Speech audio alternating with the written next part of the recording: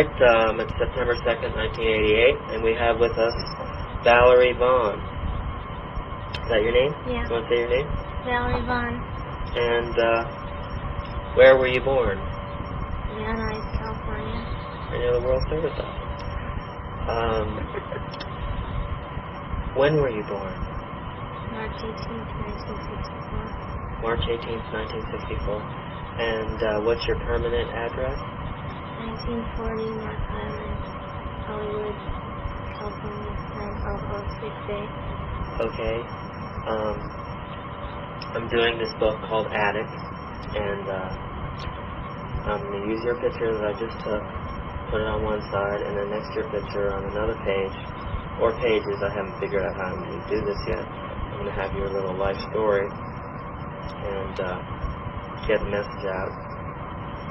And we'll hopefully have 50 addicts in this book. And what the book actually is a self-portrait of myself. All people I photograph is actually me. That's my story. But no one else is going to know that but you or me. So it's the whole collective experience of all of us defining what an addict is and how our childhood was, what happened to us, and then our path today. So feel free to talk about whatever you want to talk about, and don't worry about what you say regarding traditions or anything like that. It's going to be edited for redundancy and stuff like that. So just let it rip. Okay.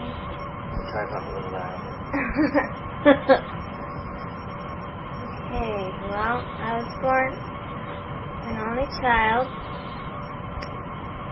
and it was just me and my mom since I was 2, and I was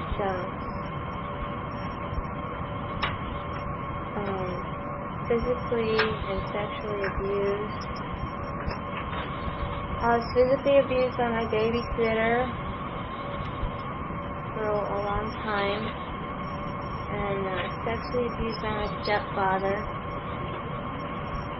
when I was like 9. And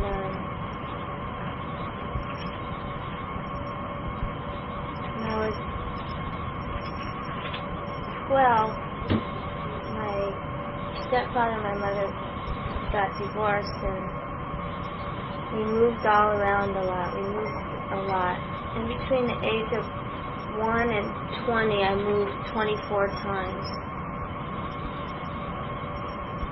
And after my stepfather and my mother got divorced, it was just me and my mother. And I can remember being left alone quite often. Basically, my childhood was like a lot of being alone, reading books and playing solitaire and doing a lot of things alone. My mother worked from 9 to 5 and went out after work and didn't come home until 2 or 3 in the morning, and sometimes not at all. And I guess when I was 13, I was alone a lot. I was living in this apartment building, and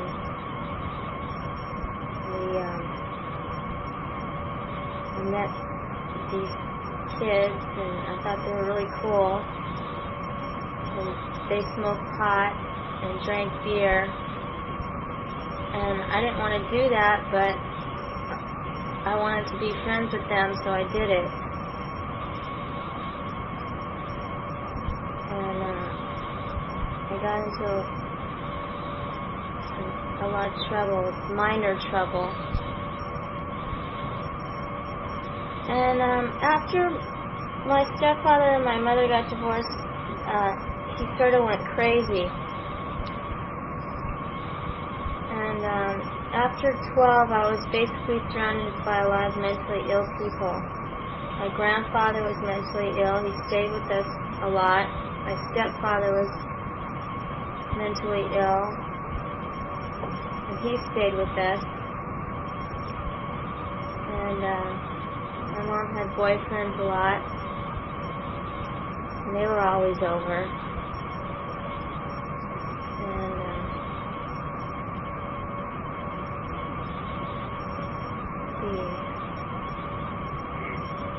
well, I just got into this group of people, and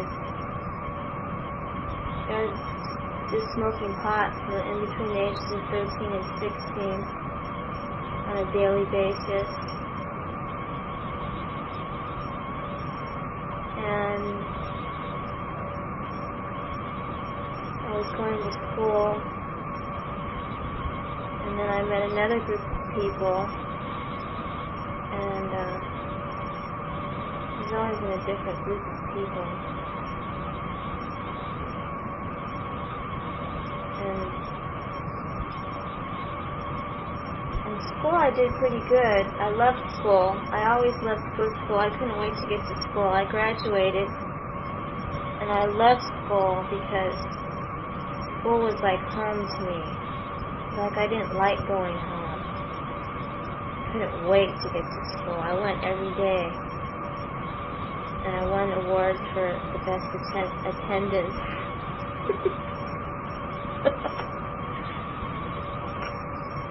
And then, like when I was 17, I started drinking, but not really that bad.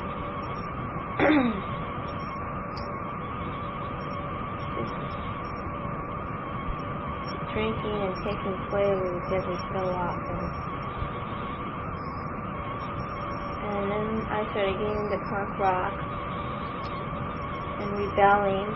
My mother had married this Lebanese man who I hated, and I wanted to kill him. And so I moved out when I was 17 because I couldn't stand him. My mother always chose her boyfriends over me. They came first before I did. And so I moved out, and I moved to Hollywood with my aunt, who's also neurotic, and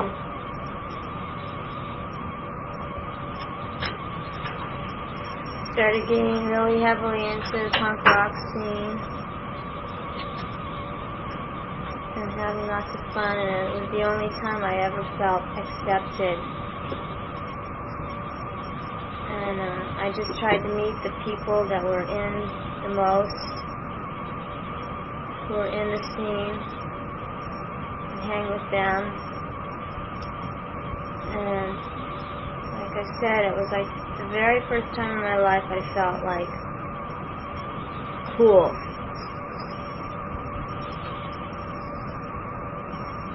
And then I met this guy, a boyfriend, and he was a junkie. And I was hanging out with a lot of junkies for a few years, but never using. And so when I lived with this guy, I started using, and then that just went on and on, us using. And I got on methadone maintenance when I was 21.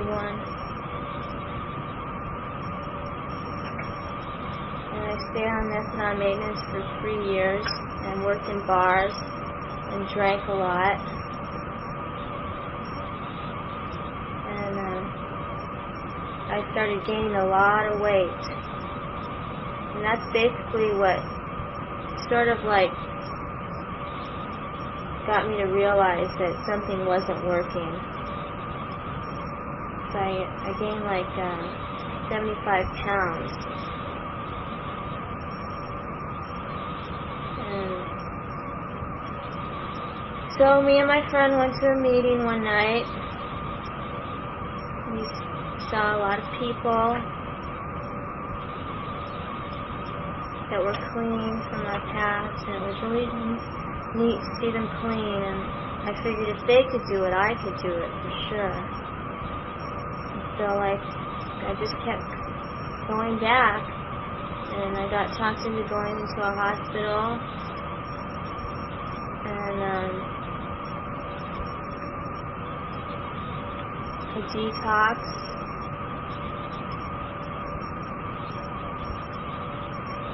and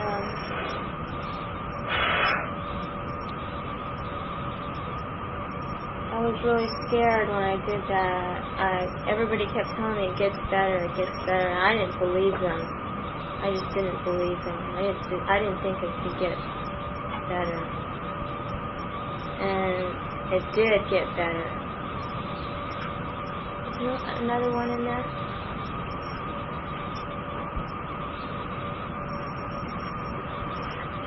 And when I got out of the hospital, I didn't have any place to stay. I didn't have anything. I had lost everything. And didn't have anywhere to stay, no money, no car, no job. And I have all those things today. It's only been 4 months. And I feel really good about I feel a lot better about myself now. And I've lost 25 pounds since I've gotten out of the hospital.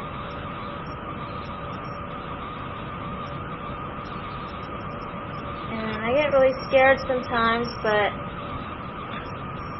I'm learning that everything is okay, no matter what it is. It's gonna be all right. You know, I can get through anything. And I have a higher power, and I'm in conscious contact with that higher power all the time. And I know that God's going to take care of me, whatever. I know whatever I'm going through is just what's meant to be for me. It's God's will.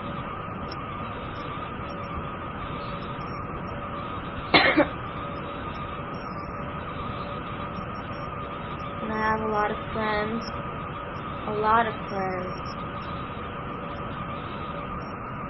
And it's really neat.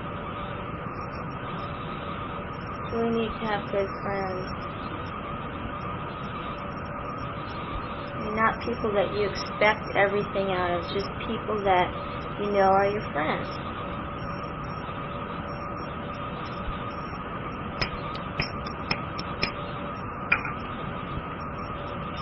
And I'm just really excited. I've been going out, learning how to go out, socialize, clean, which I never did before. And it's getting better. It gets better all the time. It really does.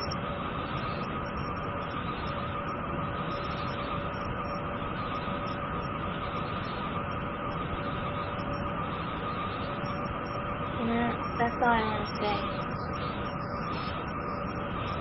That's fine. You've been wonderful, Valerie.